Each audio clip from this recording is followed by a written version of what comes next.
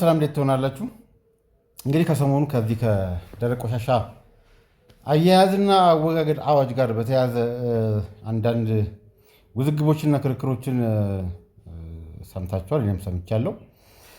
በእርግጥ በተለይ በሕግ ባለሙያዎችም ዘንድ እንዲሁም ደግሞ አዋጁ በሚመለከተው የጤና ጥበቃ ባለስልጣንም መግለጫ እስከመስጠትና የተለያዩ ወገኖችም የተለያየ ሀሳብ ሲያንጸባርቁ ታይተዋል። በእርግጥ ክርክሩን የኬሚስትሪ ባለሙያ ሊፈታው የነበረ ክርክር በህግ ባለሙያዎች ዘንድ መደረጉ ትንሽ ትዝብት ላይ የሚጥል ነው።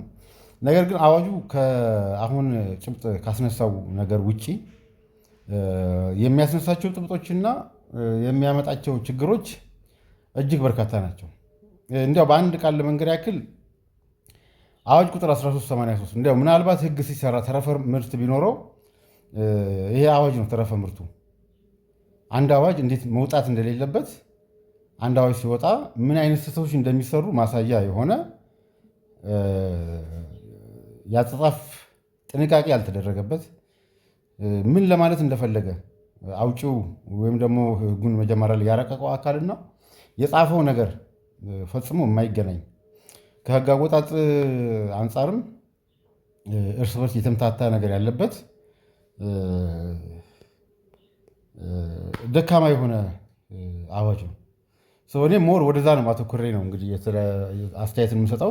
ከዛ በፊት ግን ይሄ የኩርቱን ጉዳይ ምክንያቱም የዚህኛውም አካል ስለሆነ የኩርቱን ጉዳይ እንዲያው አንድ ነገር መላ እንበልበት። የኩርቱን ጉዳይ በተመለከተ እንግዲህ ፕላስቲክ ባግ በሚል ክልከላ የተቀመጠ አለ።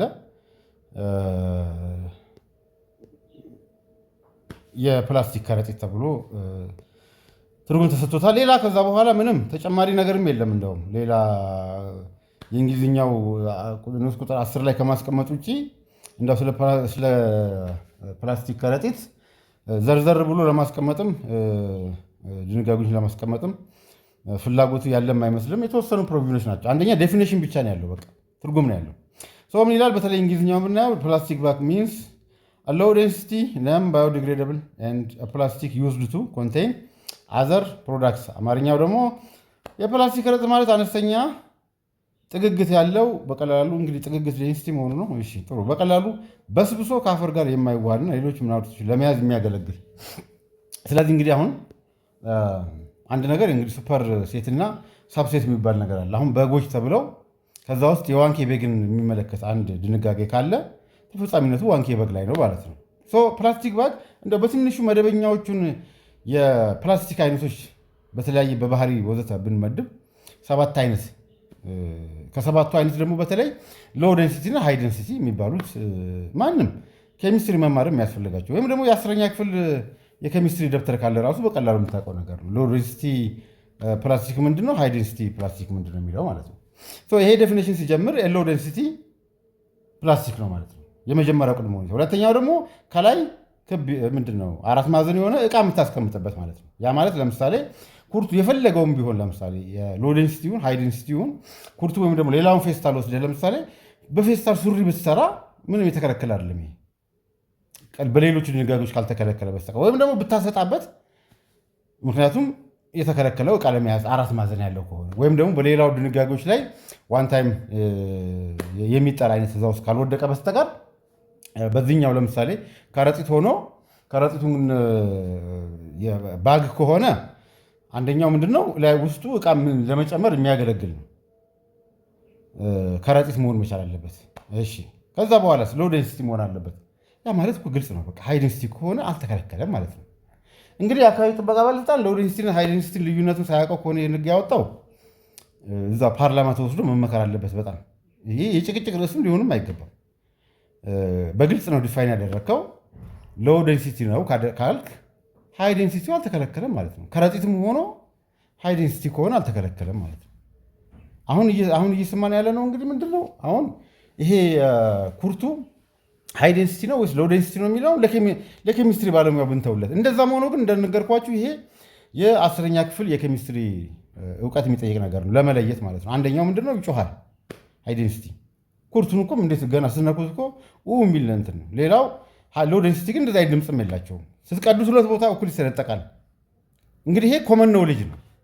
ዞሮ ዞሮ ክርክር ቢደረግን ላቦራቶሪ ተወስዶ ነው አንድ ዕቃ ሎ ዴንሲቲ ነው ወይስ ሃይ ዴንሲቲ ነው የሚለው ነገር መለየት ያለበት ማለት ነው።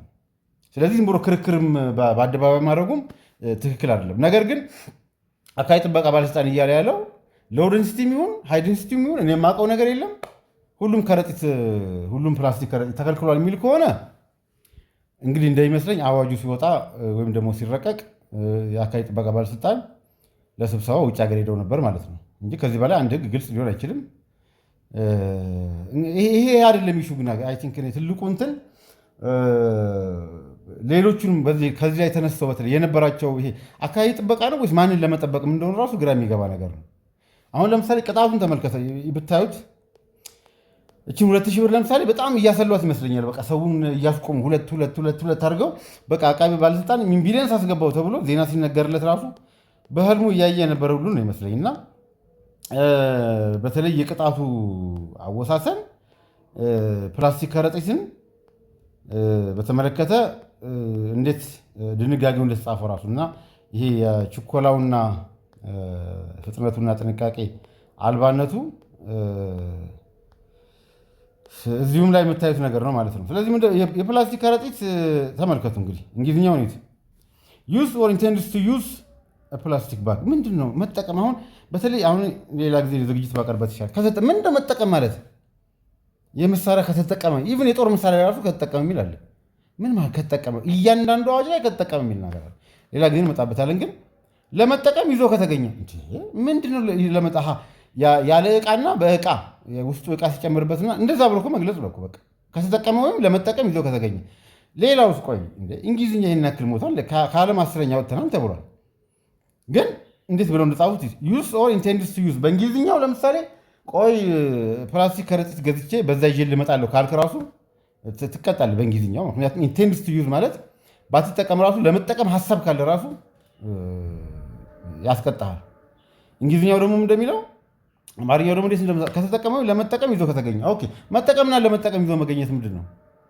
ምናልባት ባዶውን መያዝና በዕቃ መያዝ እንደዛ ከሆነ ደግሞ እንደዛ ብሎ ማስቀመጥ ይቻላል። ግን ይሄ ትንሹ አሳሳቢው ነገር ነው። ኩርቱ ተከልክሏል ሳልተከለከለም ትንሹ አከራካሪ ነው አዋጁ ማለት ነው። ግድፈቱና ስህተቱ ግን ሌላ ቦታ ላይ ነው። ያንን በተከታይ እመጣበታለሁ። ኩርቱ ተከልክሏል ለሚለው ነገር ግን በፍጹም እንግዲህ ከወጣ በኋላ አላየውም ካልሆነ በስተቀር ደግሞ እኮ ድፍረቱ አንዳንድ ህግ እናውቃለን ብለው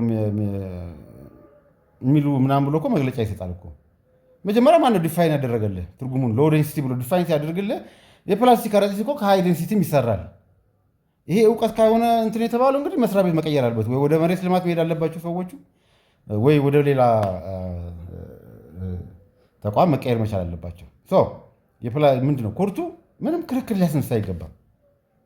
ምንም ከፈለጋችሁ ላቦራቶሪ ቼክ አድርገው መልሱን ይዘው የሚመጡ ግን ሎ ዴንሲቲ እንዳልሆነ ቢያንስ መደበኛ ከሆኑት መለያ እንትኖች ከድምፁ ሁለተኛ ሁለት ቦታ መስተንጠቅ መቻሉ እንግዲህ በላቦራቶሪ ደግሞ የሚመጣው ውጤት እዛ ላይ ብዙ ልንከራከርበትም አይገባም። ምክንያቱም የኬሚስትሪን ክርክር ነው አሁን የህግ ባለሙያዎች የተከራከርን ያለ ነው።